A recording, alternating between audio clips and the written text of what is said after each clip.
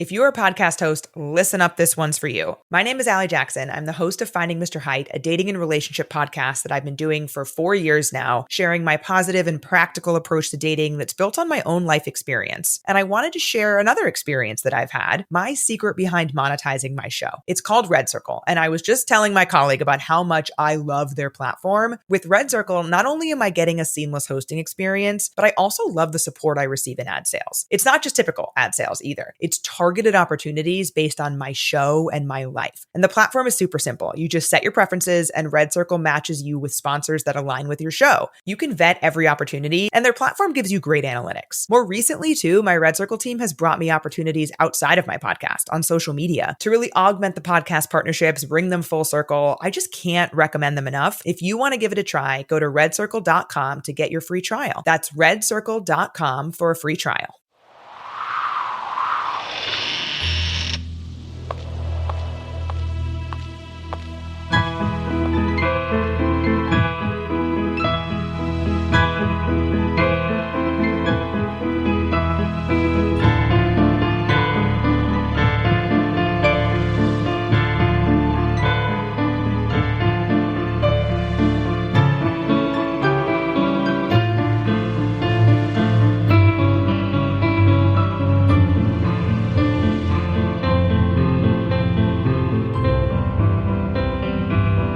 Things with Wings Productions presents Chapter 4 of the Skylark Bell Skyedive.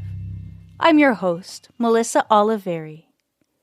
In last week's episode, Farfalla celebrated her 16th birthday and was gifted a Dreamcatcher by her friend Isadora.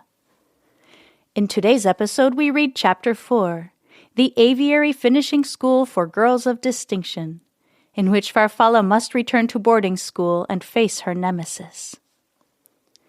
Today's podcast partner is The Activity Continues, which started out as a recap of the television show The Dead Files, but has expanded into other areas of the wild and wonderful unexplained phenomena. You may recognize their name as they have also been members of the Boopod Network who participated in collaborations, which the Skylark Bell was part of, in the past. Be sure to check the show notes for a link to their podcast. Now it's time to settle in, grab a blanket and a warm drink, and let's get started. September 3rd, 1922. I don't want to go. I've been dreading the end of summer, not because I don't love autumn, but because it means I have to leave Meadow Lane to go back to boarding school. Mama insists we get a proper education so Paloma and I can become ladies. I don't want to be a lady. I want to be a mystical being like the Skylark Bell. I want to sing with the birds and run with the deer and play with the foxes. I don't want to be in a building learning how to sit properly and how to sew and how to write letters. I know Mama and Papa had long discussions about this in the beginning. Papa thought I could stay at the farm and help him out with chores. But in the end, Mama won. There is no mirror pond at boarding school, no apple orchard, no oak tree, no fields to run in. Only a large stone building with a wrought iron fence all the way around it. Inside, the building is filled with fancy wood trim and stained glass, and the floors are always pristine since no one here ever plays in the mud or gets dirty. Sometimes we go on excursions, which means we walk to the museum or the library. I'd rather walk to the creek and find some frogs to catch. Paloma is excited. She loves boarding school because it's on the outskirts of the city. She sits in the window and watches the streetcars go by. Someday I will ride on one of those to get to work, she says, almost every day with that goofy, dreamy look in her eyes. I wish I enjoyed this as much as she does. Time wouldn't go by so slowly. The only time Papa stepped in was when the headmistress suggested I cut my hair into a short bob like some of the other girls. She said it would make me look more presentable. Papa said I was perfectly presentable as is. He then bought me a fancy comb and told me to do my best to tame my hair while I'm at school, and that I could let it run wild again when I came home in the spring. Spring seems so far away now. Time cannot go by fast enough. Falla, did you pack your shoes? I don't see them in here, says Mrs. Shearwater, digging through Farfalla's travel case. I have them right here, Mama, says Farfalla, her voice indicating she is not happy to be packing. Mrs. Shearwater ignores her tone and grabs the shoes from her hand. She expertly slips them into the case and puts the dresses and slips back in their place before closing the case and latching it. I'm all packed up, comes Paloma's chipper voice from the doorway. Falla, isn't this exciting? I can't wait to see the library. I hear they added a whole new wing. Farfalla forces a smile. She doesn't want to put a damper on her sister's joy, even if she doesn't share her excitement. Okay, the horses are ready to go. Papa's voice floats up the stairs. The girls make their way outside with their travel cases, Mrs. Shearwater following closely behind with a picnic basket. I've packed you some lunch for the road. Be careful not to spill on your dresses, she says, handing Farfalla the basket when she had settled into the horse cart. I love you. Be good girls now, and I'll see you at holiday time, she says, waving as they start heading down the lane.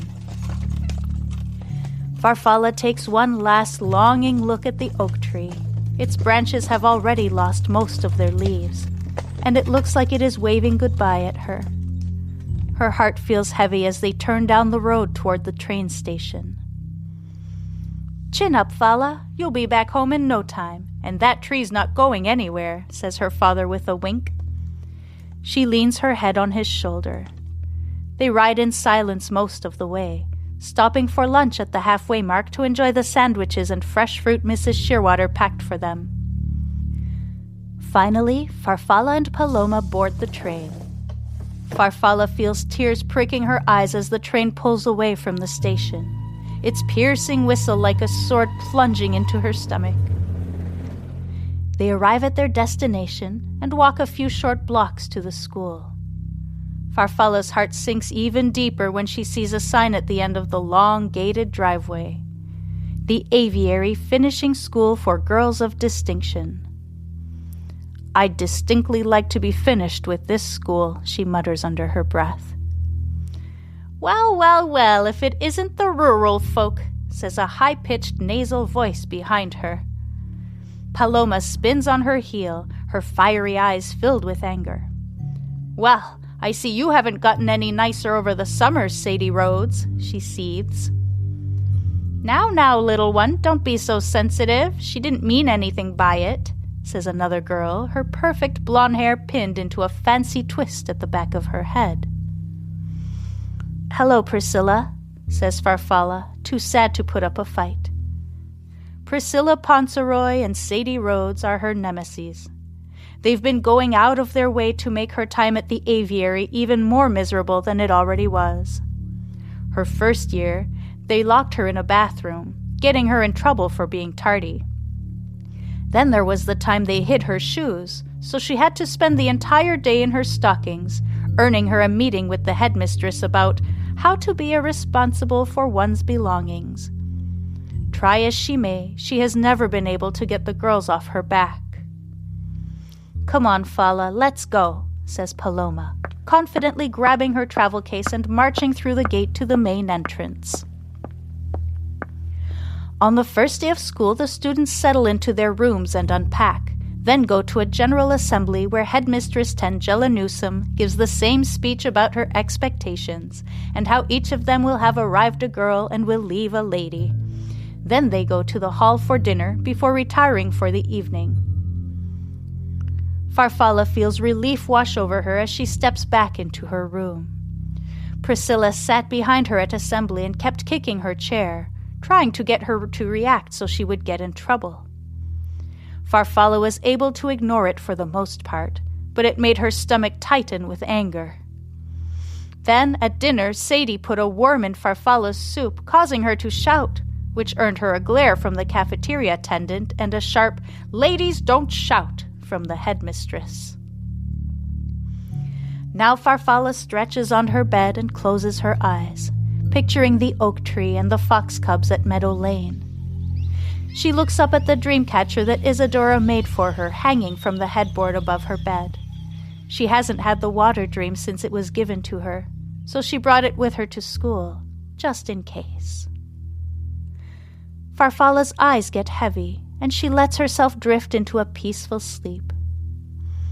She has no idea how much time has gone by when her eyes open suddenly, as if something has caused her to wake.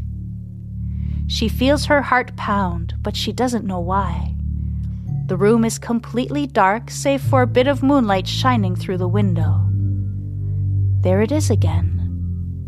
A soft footstep in the hallway outside her room. Farfalla creeps out of bed and places her ear on the door. Nothing. She carefully turns the knob and eases the door open. She peeks her head out and sees a woman stepping out of Priscilla's room. The woman turns to look at her, smiles, and puts a finger to her lips. Shh. Before Farfalla can process what is happening, the woman vanishes into thin air. Farfalla steps back into her room and quickly closes the door. Her heart feels like it is going to beat right out of her chest. How did the woman just vanish? "I must be dreaming," says Farfalla out loud, her voice sounding strange in the silent room. She walks back to her bed on shaky legs and gets under the covers. She pulls the blanket up to her chin to try and dispel the chill that is going through her. Finally, she falls asleep again. The next morning, Farfalla is woken by a scream. She can hear commotion in the hallway, and the headmistress's voice shouting, "Who is responsible for this?"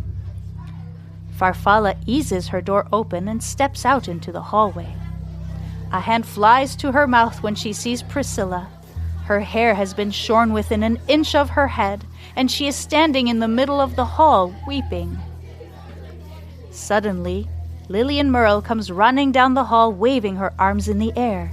Headmistress! Headmistress! It was Sadie Rhodes. I found the scissors and a big pile of hair on the floor of her room." At this, Sadie's eyes grow wide. I didn't do anything. It wasn't me." "Miss Ponceroy, go to your room and do your best to make yourself presentable. Miss Rhodes, follow me," says the headmistress sternly, tapping her walking stick on the ground. Farfalla lets herself back into her room and closes the door behind her. She sits on the edge of her bed, replaying the events of last night in her mind. There's something familiar about the woman she saw last night, but Farfalla's mind is foggy from lack of sleep, and she can't figure it out. She pours some water from the pitcher by her bed onto her hands and taps her cheeks to help wake herself up. Farfalla lets her thoughts swirl as she paces back and forth on the hardwood floor of the small room. Finally, the school bell rings, indicating it's time for her to head downstairs. She stops and looks in the mirror to make sure she's presentable and lets out a gasp as realization hits her. The woman. The one who seems to have taken revenge on the girls who have been so unkind to her, who smiled at her before disappearing into thin air. The woman's face looks familiar because it is practically identical to her own. Thank you so much for listening. Join me next week for Chapter 5, Marius, in which Farfalla and Marius finally meet. The Skylark Bell is brought to you by Phaeton Starling Publishing and features original music by Canal. If you're enjoying the story, please consider leaving a rating or a review. They're both greatly appreciated. You can also support my work by subscribing to Patreon or Ko-fi, where you get early access to ad-free episodes, as well as MP3 downloads of the music, artwork, behind-the-scenes videos, and so much more. You can also find the Skylark Bell exclusive merchandise on my website, theskylarkbell.com. Just check the show notes for all necessary links. Once again, thank you for listening. I'm Melissa Oliveri, writer, host, and producer of the Skylark Bell podcast.